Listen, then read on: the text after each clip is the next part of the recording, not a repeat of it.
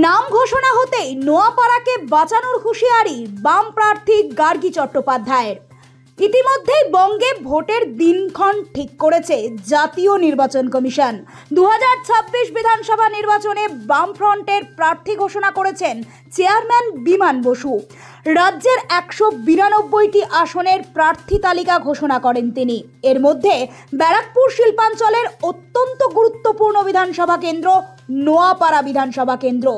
একদা বামের দখলে থাকা নোয়াপাড়া বিধানসভায় এবারের প্রার্থী হিসাবে সিআইটিইউর উত্তর 24 পরগনা জেলা সেক্রেটারি গার্গী চট্টোপাধ্যায়ের নাম ঘোষণা করা হয়েছে। অত্যন্ত লড়াকু নেত্রী হিসেবে ব্যারাকপুর শিল্পাঞ্চলে পরিচিত তিনি। নির্বাচনী প্রতিদ্বন্দ্বিতায় অংশ নিয়েই বাম নেত্রী গার্গী চট্টোপাধ্যায় বলেন, নোয়াপাড়াকে বাঁচাতে হবে। নতুন করে নোয়াপাড়ার শিল্প, শিক্ষা, স্বাস্থ্যের বিষয়ে জোর দিতে হবে। নোয়াপাড়ার আওয়াজ বিধানসভা পর্যন্ত পৌঁছে দেওয়া খুব জরুরি। বন্ধ মিলের কারখানায় কারখানা হবে। নোয়াপাড়াবাসী পরিত্রাণ চাইছে, তাই ধাপে ধাপে সমস্ত পরিকল্পনা আমরা প্রকাশ করব।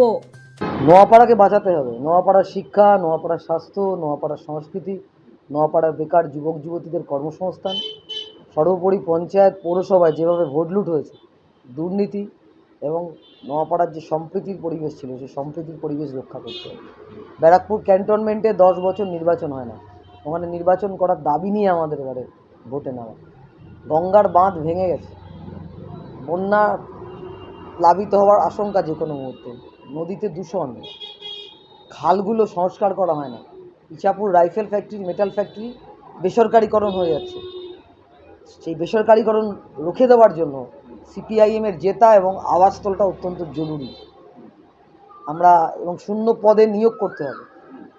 যেভাবে খেলার মাঠগুলো রক্ষণাবেক্ষণের অভাবে ধ্বংস হয়ে গেছে, রাস্তাঘাটের জরাজীর্ণ অবস্থা, সব মিলিয়ে নোয়াপাড়ার অবস্থা খুব খারাপ। সেই নোয়াপাড়াটাকে বাঁচাতে হবে, রক্ষা করতে হবে। নোয়াপাড়া 5 বছর বিধায়ক ছিল না বললেই চলে। নোয়াপাড়ার বিধায়কের কণ্ঠস্বর কেউ কোনোদিনও বিধানসভায় শোনেনি। নোয়াপাড়ার জন্য কোনো কারখানা করেছেন বা কোনো প্রকল্প আদায় করে নিয়েছেন আমরা শুনিনি। এর আগে 2018 সালে দখল করে বিধায়ক হয়েছিল সুনীল সিং, সে একই কেস। তারপরে সে আবার তৃণমূল হয়ে গেল। তাহলে নোয়াপাড়াতে একটা সুস্থির রাজনৈতিক পরিবেশ অত্যন্ত দরকার এবং দীর্ঘদিনের বাম আন্দোলনের ঘাঁটি হচ্ছে নোয়াপাড়া। সেই নোয়াপাড়াতে আবার নতুন করে নোয়াপাড়ার শিল্পাঞ্চল হবে, যে শিল্পাঞ্চল একসময় ছিল। এখানে বন্ধ কারখানার জমিতে হাই রাইজ বিল্ডিং না, কারখানা হবে। সেই অঙ্গীকার নিয়ে আমরা এবারে ভোটে মানুষের কাছে যাব। মানুষ যদি সিপিআইএমকে জেতায়, তাহলে শক্তিশালী বিরোধী কণ্ঠস্বর শোনা যাবে বিধানসভায়।